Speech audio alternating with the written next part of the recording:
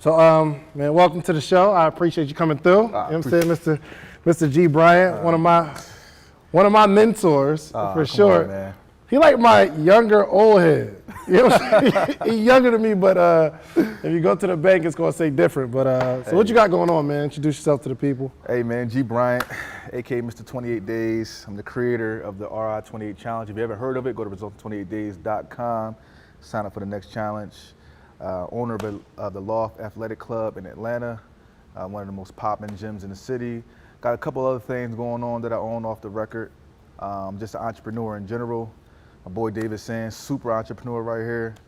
I learned a lot from this dude. You've seen him speak, you've seen his books, you've seen his clothing, it's all over the place. So we just in the building right now, about to do whatever we got to do to make this thing happen. Yeah, man, but the new way I'm moving has a lot to do with you, because I tell everybody, I go around the country and I tell people like, yo, my motivation is Gee Bryant, because every so often he gonna send me what he made that week or that day.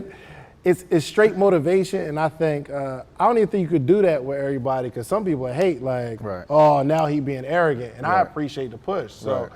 Did you have some people growing up that like really show you what it is, like open it up and say, yo, this is what you can do? I had to find those people. You know, I had, things that I wanted to do, and I had kind of a reference of what could happen. Like my favorite show growing up was Dragon Ball Z. My cartoon, because I literally looked at these dudes and they would push themselves to the limits. They would push their mind to the limit, their body to the limit, and then they would ascend into these like superhumans, and I always just wanted to be a superhuman. So that was like one of my biggest motivations growing up, was watching that cartoon, Dragon Ball Z. But and then I started to find people.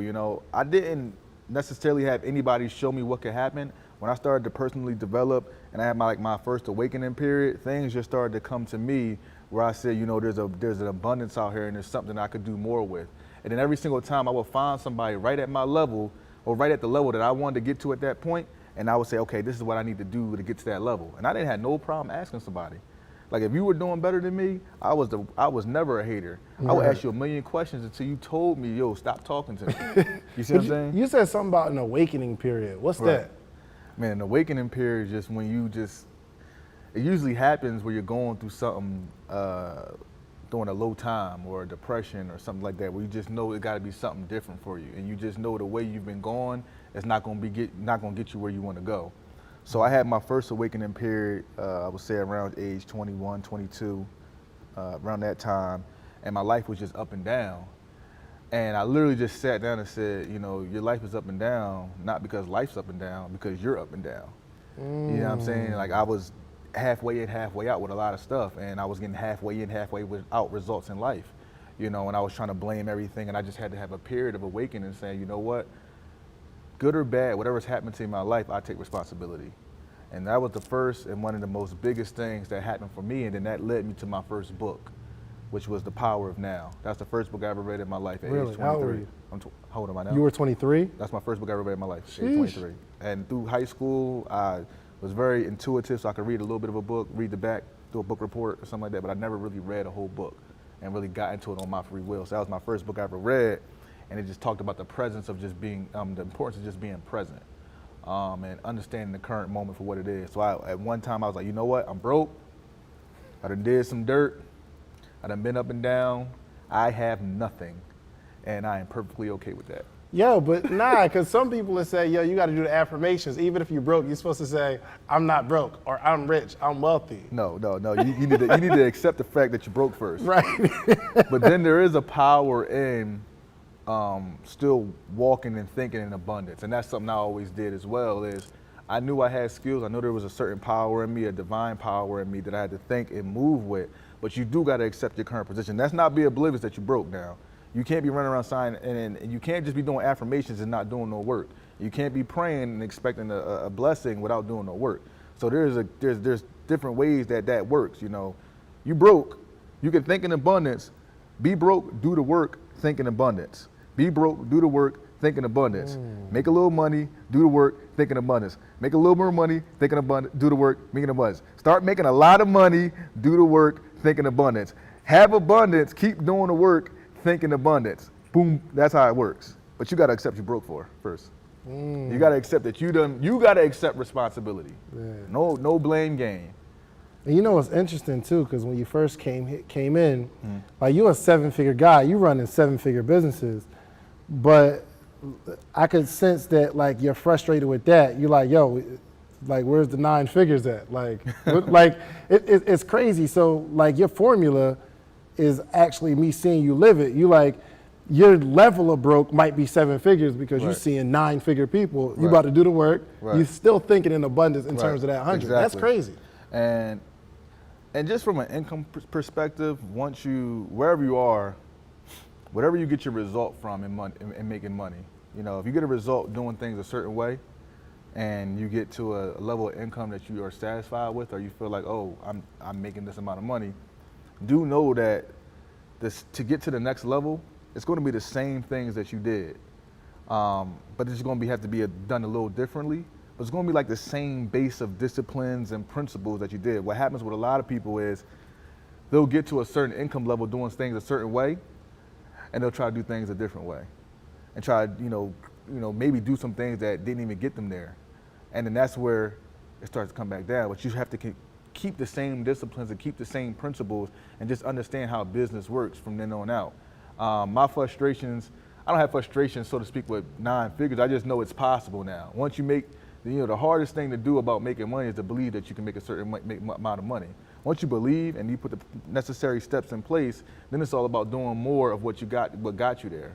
But once you start to get to these higher levels of income, your peace of mind and your principles and your discipline are going to have to carry you more than you just hitting the floor and running, you know what I'm saying, and grinding and pushing.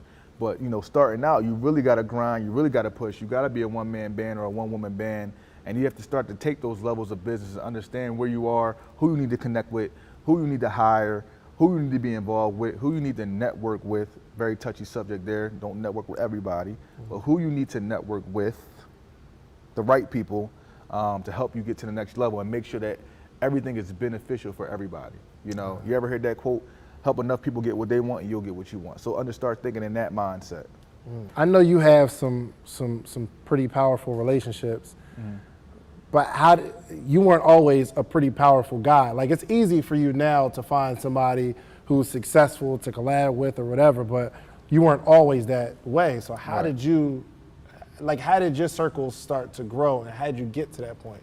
The law of attraction, law of vibration. Vibrate.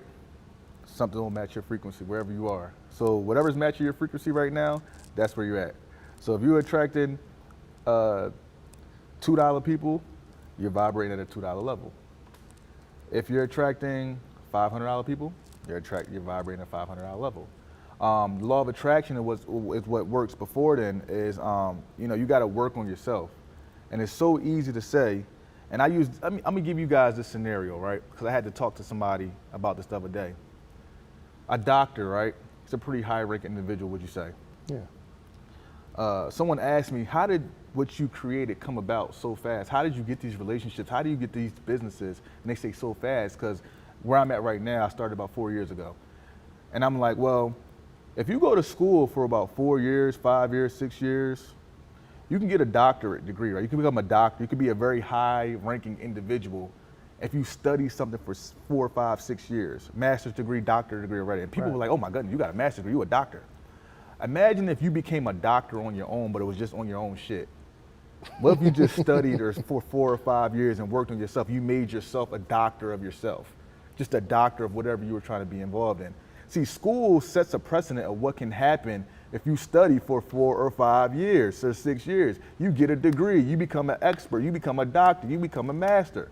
Just take that same scenario, figure out what you want to do and who you want to become, and study for 4 or 5 years. So you talking about, so you take 15 credit hours of social media. Yeah. Like in your living room. You take 15 credit hours on business development. Take 15 credit hours on social media marketing, on digital advertising. Go find that training. I'm going to tell you, all this money you may spend in college, it's going to be cheaper for you to invest that in yourself. You might have no cap on what you can build. So I got no cap on what I can build. How much is YouTube University? Exactly. I've learned endless amounts of things on YouTube, Shark Tank, Amazon Prime, you know how fast they deliver books? You get the book the next day, bro. Right. And you get it for a discount. Amazon Prime, come on now. So I done put myself through my own university. And people ask, well, how's that? It ain't gotta, it could take 10 years. It don't got to. It doesn't have to. You know what I'm saying? They give you the structure in school. They tell you, you do this, and this. You become this. And usually what people do is they go to school, they do this, and this. And if they want, they become this. So I took that same scenario. I said, hey, if I want to become, let's say I want to become a multimillionaire in any industry. First, let me figure out the industry first. And if I do this, and this over time, chances are I could become a millionaire.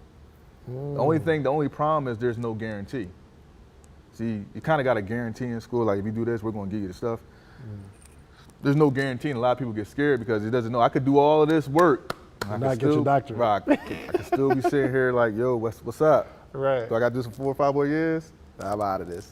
Right.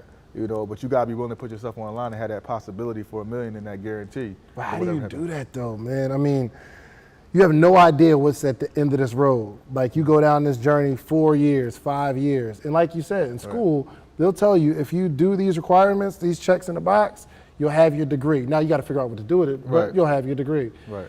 How do you keep yourself mentally like sane when there's absolutely no finish line that you can see? You gotta celebrate your small victories, and you gotta celebrate and recognize when you are making progress. And what I mean by that is you begin with the end in mind, but you appreciate each step along the way. And you dive into the present moment of what you're doing right now, and if you're getting a result that is positive, you know you're on the right path.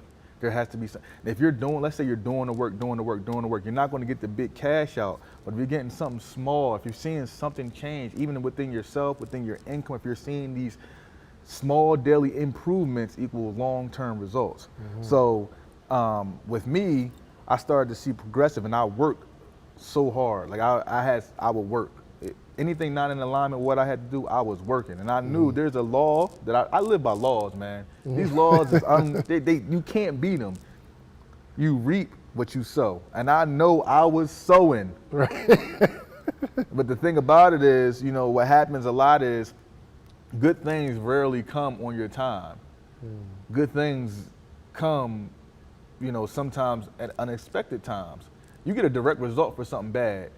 Let's say you shoot somebody, the police see you shoot them, you're going to jail.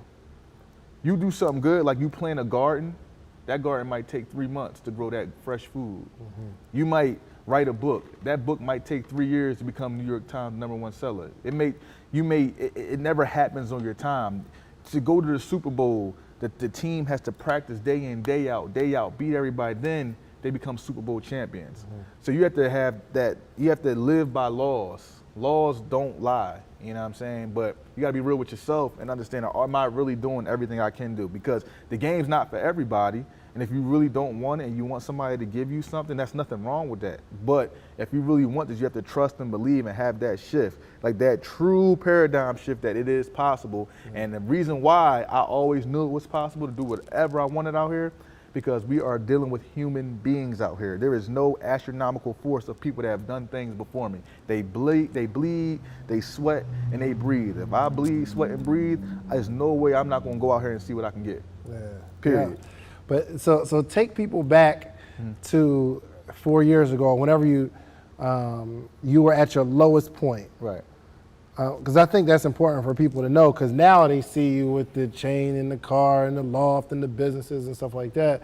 But I think it's very, very important for people to like get a picture of the bad times. So they can say to themselves like, dang, I wasn't as bad as where G was. Right. I mean, my lowest point, man, like I said in some of the things I've talked about, man, I've almost went crazy. You know, I've been at a very low point. I haven't had anything given to me. Everything I've gotten has been through me just trusting and believing. Been down and out, been broke, no money, okay with living in my car, you know, that type of having a can of Pringles and the AC and just enough gas to figure it out, renting a room, air mattress, sleeping on the air mattress. I had a hole in it, and when I wake up, I would be on the floor because I didn't have enough money to get a bed. not having money to get groceries. Air mattress with a hole in it. Man, I slept with an air mattress with a hole in it. I used to blow it up every night. And when I woke up in the morning, I would be on the floor. That's crazy. But I did not have the money to get a new air mattress. And That's I was, crazy. you know, and Like, you probably gotta like try to fall asleep real fast. yeah, you know that air coming out around 2 a.m. You better be sleeping around 2 a.m. That air gonna be coming out. You know what I'm saying? You better be sleeping around 2 a.m. Around 4 or 5, Crazy. you swimming in the middle, and then you, you know, you about 8, you sleep. But I had a work ethic, man, and I kept my mind filled, because the unfed mind would devour itself. You know what I'm saying? So I kept it filled with just people that look like me, and that's big. And I'm not talking about race, but find somebody that looks like you, maybe a little older than you, that has made that kept me grounded, looking at people that look like me, that talk like me, or maybe had some similar experiences to me. I kept them always around, and whether it was YouTube, a book, or something like that, I was inspired by people that resonated with me. And just a quick hint, That's crazy. how I helped a lot of my clients, like I was very renowned when I was used to personal train, I wouldn't just tell a client what I could do. I would show a client that looked like them, and I said, this person did it. And that's why I got so many great results with my clients, is I would show them themselves. If you could show somebody themselves making it, that holds a whole nother fuel to the fire. So when I coach different people, I say, hey, this person looks kind of like you, doing the same thing. They did it. Do you think you can do it? Because that helped me so much. I had to find people like, yo, did he do it? Because he's similar to me. That's heavy. Find somebody that look like you. So like not even like the color. If you played sports forever and you don't have a skill and you got hurt, you need to find somebody who went through that and still built a business. 'Cause Right. I might not be the person to help. Right. You might, you know what I'm saying, like speaking that particular language. Even down, and I'm not even down to the color. Man, if you're a young black man, or if you're a young white man, find a older successful white man that has a similar story to you. If you're a young black man, find an older black man that has a similar story to you. I'm pretty sure that somebody watching this has a similar story to me. I've been told every single day, yo, bro, the reason why I'm keeping going is because of your story. Somebody saw me and said, he looked like me, he talked like me, he from up north like me, he been in trouble like me, and now he's just giving me the inspiration to keep on going. Oh, that's cool. So pick your gurus, pick your inspiration wisely. Don't be inspired by something that you can't resonate with on a core level, because this game, this life thing, it starts with the core. So if you can feel something, or you can feel somebody in your core, watch that person.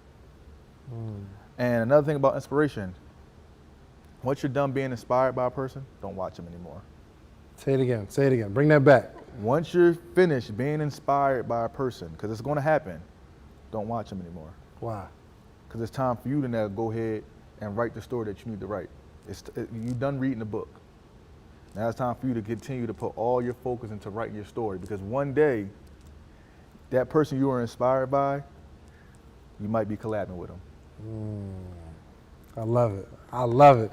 Yo, so right now we're in that age, I think you just did a video about it, where you were talking about why people care so much about what other people think.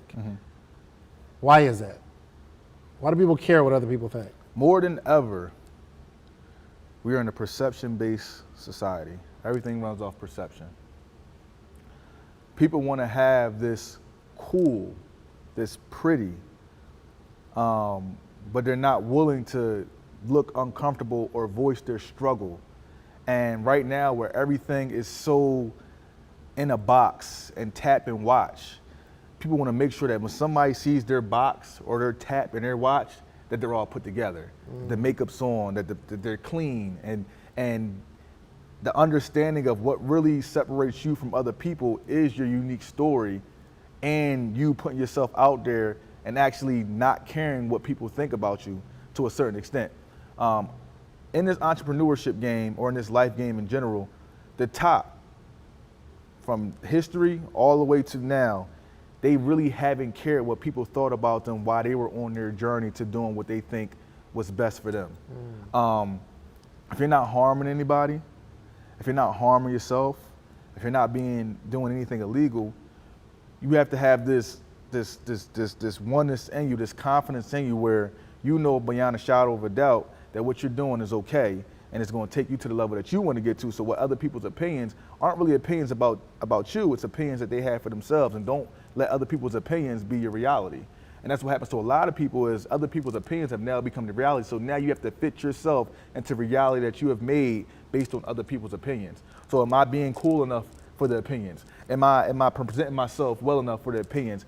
And a lot of people are marketing themselves or just living their lives under this imaginary governing board that doesn't exist. You know, they're trying to put themselves into this box and govern themselves under, if you just be true and be you. If you be yourself long enough, you'll get paid for it. Be yourself. Be yourself long enough, you'll get paid for it.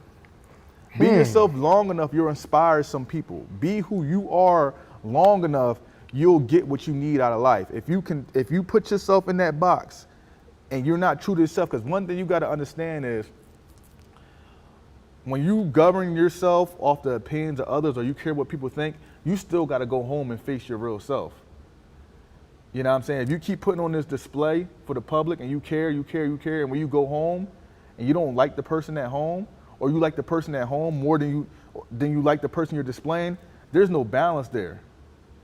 You know, it's okay with, you know, playing a role to a certain extent, but if your whole identity is misconstrued based on other people's opinions, you'll never have peace. Yeah, and peace is way more important than income. I was telling one of my clients the other day that I don't think they're mature enough to follow some of the successful people that they follow, because when they see it, they feel like they need to be doing that. Right. So for somebody that follows you, some people might say, yo, I'm inspired by Gee. Yo, he used to sleep in his car. He wrote 1 million programs before he got one right. I'm inspired by that. But some people might say, oh man, I've been doing mine 5 years. Gee been doing his 4.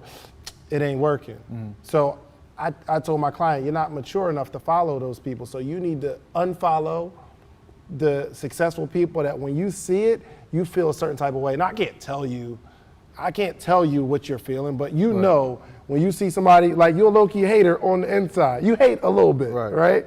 So what type of advice would you give somebody who's feeling real insecure when they see success? Right. Feeling insecure when you see success will never make you successful. So I would just give them the advice you said. You got a tunnel vision on your own. And I said this before is, if it comes down, let's use Instagram for example. You need to be on Instagram as if you're the only profile on Instagram and have tunnel vision on what you're doing. Because if you see other things, they're messing with you. Most entrepreneurs' downfall, honestly, is comparison. You know, they see someone doing something and their heart drops. Oh my goodness. You felt that before over here. All my audience, I know y'all felt that before. You're a hater, a little bit. Yeah, you see somebody doing something that you want to do and you criticize it, but guess what? That person's actually doing it though. They're putting themselves out there. You know, I'll give you an example from me. I was never a hater. I'm the best copycat there is. I will copy your stuff and make it better. Don't do nothing in my industry and let it be good. I'll copy it and do it better. I was never going to hate on you, but I was like, oh, that's a good idea. But this goes all the way down to my starting years. I used to do boot camps, do free boot camps. I would go around the neighborhood. I would post, I would put flyers up on telephone poles. I would market on social media because I saw people doing boot camps. I was like, all right, well, I'm going to do boot camps. Shoot, right. I'm going to do them the same way. I'm going to do them a little better. And then I would get my cooler and I would make protein shakes the night before, carry them to the boot camp, and just try to have the best boot camp experience ever instead of watching somebody else's boot camp and hating, saying, dang, they doing the boot camp. I was like, all right, well, they doing it. Let me do it a little bit. Let me try to service my, let me bring some towels. Let me have a better experience. And I'm a copy. I didn't even know how to do it, but that was my first time doing the boot camp. And I was just like, yo, they got all these people out there. They got hundreds of people out there, man. And I watched somebody do boot camps and fit camps with hundreds of people. And my first boot camp had 2. I was like, all right, well, we gonna get a pot with this 2. And then that 2 went to 3, and that 3 went to 10, that 10 went to 20. And now you look at me 4 years later, I got hundreds and thousands of people all over the world that train with me virtually. I got thousands of members in my gym, but it came from me not taking someone's thing that I saw that I could have hated on, but I said, let me try to do it. And then let me have tunnel vision. I didn't even look at nobody else after. I said, all right, make my boot camp the best. I didn't care anything else what people were doing. I would just, and then when I needed to go to the next level, I said, all right, who going to the next level in boot camps? Oh, that's what you're doing? All right, let me do it and make that the best. And let me make this the best and make this the best. And always had tunnel vision. Now, don't get me wrong. During entrepreneurship, it has not ever always been a smooth slope that went up. I've had times where I looked at stuff and I thought about hating. I said, we ain't doing that. You know what I'm saying? Because that's a new move. Hold on, shake out of that. Because it's a tough road, and that's a natural human inclination. Is we have a survival instinct in our brain. We want to survive. You know, you see somebody doing something, it may, you know, say, okay, well, they're impeding on what I'm trying to do first. Let me lash out or let me hate on it. But no, you got to reprogram your mind to understand that there's abundance out here for everybody. And there are plenty of wheels for you to turn. There are plenty of things for everyone to do. Congratulate others for having success and wait your turn and do the work as you wait your turn. Do the work. Yeah, I know plenty of people who, if they only had 2 people show up to the boot camp, they'll cancel the joint and give people their money back. Because they don't want to look like a flop. Bruh, I done flopped so many times. Most people just be like, yo, I just cancel it, but they'll never get to the 2, to the 5, to the 10, to 20, to thousands. Heart beating, waiting for a car to show up. But see, the thing about flopping is if you sit in it, that's what makes you an entrepreneur and a businessman. You gotta sit in stuff like that and you learn. You know what I learned from flopping? I learned people skills. I learned different tricks. So let me tell you what I used to do. So at my boot camp, after flopping, I was like, yeah, I just wanted to have a small, more intimate boot camp setting. I didn't really promote that much. So if 2 people came, they didn't expect much. Right. But I said it may get big. I'm not sure how many people are going to show up, but I really didn't promote it that much. I'm really not looking to have more than 5 people. So if 2 people showed up, I already was like, I learned that instead of just being there awkward, like, oh my God, 2 people are here. I'd be like, all right, let me twist this. Right. Hey guys, you know, we're going to get started in about 10 minutes. I'm waiting for a few more people to show up. I wasn't planning on having a big event. I like to keep my settings intimate, you know, so I may have some people show up. I did have someone call me saying they might be bringing a bunch of people with them. Right. So I covered myself both bases. If 2 people showed up, I told y'all it was only gonna be 2 of y'all. And if a big group, I told you I had a group coming, so now we good. You know what I'm saying? Set the camera up right between those 2 people so it's popping. But I had to learn to sit, and I done had business meetings where nobody showed. I done had to just sit in the lobby and, are they gonna come? You know, and same spill, you know what I'm saying? Same spill, but that's where you learn those things. And those are the things where you gotta be willing to not care what people think about you, not care what your audience or your customers that are coming, oh man, this dude sucks. It's only us 2 out there, where's the energy? No, spin that thing around and keep them and build on that from 2 to 5 to 10 to 20 to the point where you know people coming. Right. I promote a class right now, 12 hours. And 200 people will show up the next day, and I know it. But it started, I wouldn't be able to do that if I didn't accept that too. I gotta ask you something as a strapping young man, you know what I'm saying? As a man, especially in Atlanta, successful, like what is I don't even know how to ask the question really, but how easy is it to get distracted by the lights and the women and the glam and the fans, and how easy is it to be distracted by that? Or does having that female energy in your life push you? Very, very easy to get distracted, especially in the city of Atlanta. There's so much going on. So I'll just give you some backstory on me. You can ask any of my friends while I was grinding and building, what were the chances of them asking me to go out, and what were the chances of me saying yes? They'll probably say they were very, very minimal. Unless it was like bowling or something like that, I did not compromise what I was trying to build. And also, I kept in contact with people that were doing the same thing as me, meaning that weren't compromising as well. So it's very easy. I tell people this city is a gift and a curse. You can be very successful or you can get eaten up. But you gotta pick a side. You gotta pick what you want. Because a quote that I used to live by, and it was very, very, very simple quote, was all that will be there. Meaning that 4 years ago, there were $2 Tuesdays. Today, there are $2 Tuesdays. Real rap. I love it. I love it. Hey, the hookah smoke was on tap 4 years ago. Right. The hookah smoke is still, whatever you call it, is on tap. The coals are burning today. Right. Hey, Gold Room, free before 11, 4 years ago. Gold Room, free before 11 today. Right. You see what I'm saying? And that's what I always had embedded in my mind, that every single step counts. Every single step counts.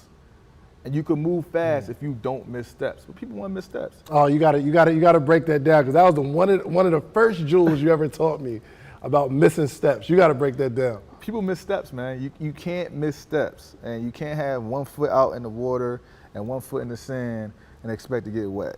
Either you want to be wet or you want to be dry. Pick one. You can't, you're going to get you can't go like that. Those are the results you're going to get. So missing steps mean there are some people, there are some places, there are some things that will cause you to miss steps. But what happens when you miss steps is you don't see the effects of you missing steps right away. They usually come to you down the line.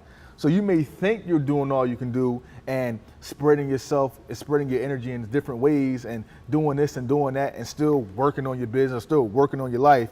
But what you don't know is you're actually missing steps. Now listen, if you don't want something that bad, then don't mind it. Spread yourself thin. Who cares? But if you put in your mind that you want a goal, missing steps is one of the biggest things that will keep you right where you are, because you need those steps to get where you want to go. So case in point, let's say 3 hours a day, you're investing your time into something that you're not really sure about, but it has nothing to do with where you want to go. And you do that for 3 months. And 3 hours a day is what? 90 hours a month, 180 hours, 270 hours. Let's just use it in hours. Imagine if you put those 270 hours into what you wanted to do or what you were trying to accomplish. Imagine how far along of the competition you would be if you put those 270 hours into what you were trying to do. How many days is 270 hours? I don't know, almost 10 and a half, something like that. Those are 10 days that you had that you could have been working on what you were trying to accomplish. Now, people just don't do that for 3 months. That was just an example. People do that for 3 years.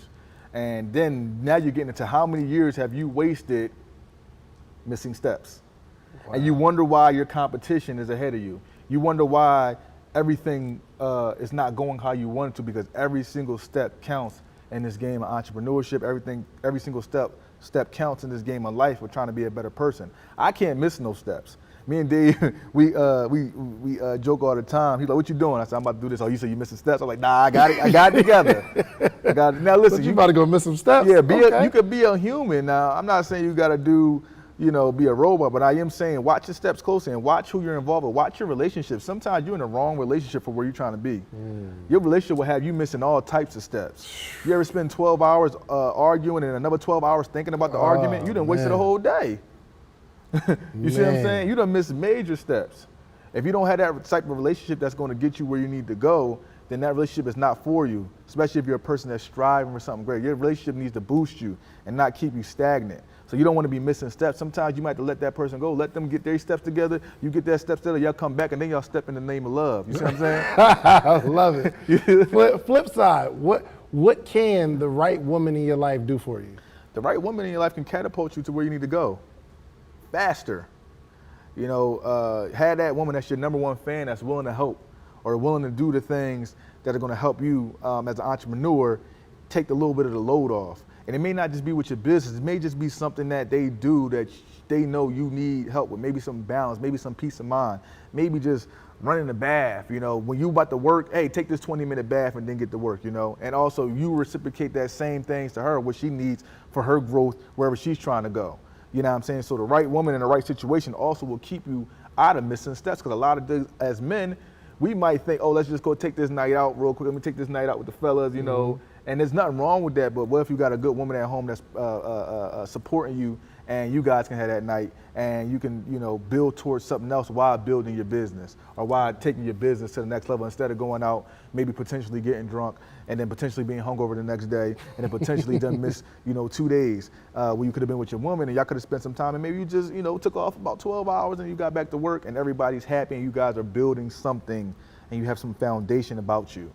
you know. And there's nothing wrong with being single, but it's also a good benefit to having the right person in your life that's going to support what you got going on, not try to take from it, but actually produce and build with it, whatever way they can, even if it's not from a business standpoint, but maybe it's just from an outside caring and nurturing standpoint, and you guys reciprocate that energy for each other. It's an amazing situation. I love it. Well, look, man, we about to wrap up, but I like to create predictions, man. So what will you be, I mean, obviously you don't like share your major wins online, but what can people expect from you in the coming year? Like over next year, next 2 years, next 3 years? What can you say right now that when we're looking at this a few years from now, it'd be like, yo, G did say he was going to be on that right there. Well, let's just rewind, because I said I was going to be here. Go check one of my interviews on YouTube called The Millionaire Mentor or something. I said I was going to be here on my YouTube video, where I'm at right now in life. So I'll tell you right here where I'm going to be. I'm going to be exactly where I need to be. And right now, 2018 has been an amazing year for me. Built some great relationships. Had some explosions in business. I'm going to just continue to keep it pushing, build better relationships. I'm going to be bringing some people with me on this road to where we're trying to go. And the money's going to come. More money's going to come. I'm going to change a lot more lives. I'm going to make sure that these businesses that I have the foundation and sustainability to become long-term businesses. Right now, a lot of my things are within their first 5 years. So I'm going to make sure we get past those 5-year marks to those 10-year marks and be able to leave those legacies to pass down things. And I'm going to be building the structure and the relationships and the infrastructure to make sure that it is impenetrable. Impenetrable. All right, I'm going to be producing a lot more contact, and I'm going to be showing people what can be done. Not from these gurus, nothing against them that don't practice what they preach. Like, I'm going to be showing people exactly what it takes from someone that has done it and that has been through it. And a lot of the times, I talk to Dave about this, is the people that are actually doing it, we be so busy doing it that we can't even sometimes give the game on how it was done. And I want to be one of those people now that I have some things built, I'm going to be showing people how it's done, sometimes for a fee, sometimes for free. Depends on when you catch me. You like them bars? But anyway, but what I'm saying is nothing against the gurus, but there are a lot of gurus and business coaches and people that go through analytics and tell you got to boop, boop, boop, and watch the market that aren't even doing it themselves. I'm somebody that lived it and is going to continue to live it, and I'm going to be showing people that there is a way that you can socially prove yourself and show other people how to do it, and that's where I'm going in 2018, the rest of 2018, 2019, I'll be doing some big conferences, a lot of speaking events, doing some collaborations with Dave and some other very powerful people, and just kind of building this influencer market that's accessible to the people, to let them know there is a chance, there's a way, but you got some steps that you have to take, and you cannot miss any steps in this game. I love it. I love it. So one of my favorite phrases is, you're not a leader until you create one. Mm-hmm. And as soon as I started to make 6 figures, my immediate goal was trying to see if I can do it again through somebody else. Can I create another story where somebody says, yo, Dave helped me go to 6 figures. Right. And when I make this, first annual million, my next goal is, can I produce that in somebody else's? So I appreciate what you're doing. Right. So next time you see this, okay, when I'm a multi-millionaire, G did that. You know what I'm saying? So you can put me on your list. We're getting Dave to them ends. We got a lot of things happening. And Dave is right. You cannot create a leader. You can't be a leader until you create one. And to help enough people get what they want, you'll get what you want. But me and Dave got some, just from a straight income perspective, we got some multi-million-dollar things that are going to be happening over the next few years. Y'all better stay tuned for it, because we said it right here. We said it right now. It's going to happen. Yes, sir. Make sure y'all follow Gee Bryant, okay? Y'all see his Instagram below. Make sure y'all check out the RI28 challenge. If you're having an issue with your weight or your health or your energy, listen, get on that RI28 challenge. It ain't, just go to his website. It's really in the proof. The proof is in the pudding. The proof is on his website. Mm-hmm. And he be making big claims like, listen, I need you to find somebody who has more testimonials or more transformations than him. He's like, yo, I'll pay you. If you can find somebody that has transformed more lives in fitness, listen, bring it to the table. So I appreciate you, man. Thank you so much. Appreciate you. We out here. All right, that's what it is.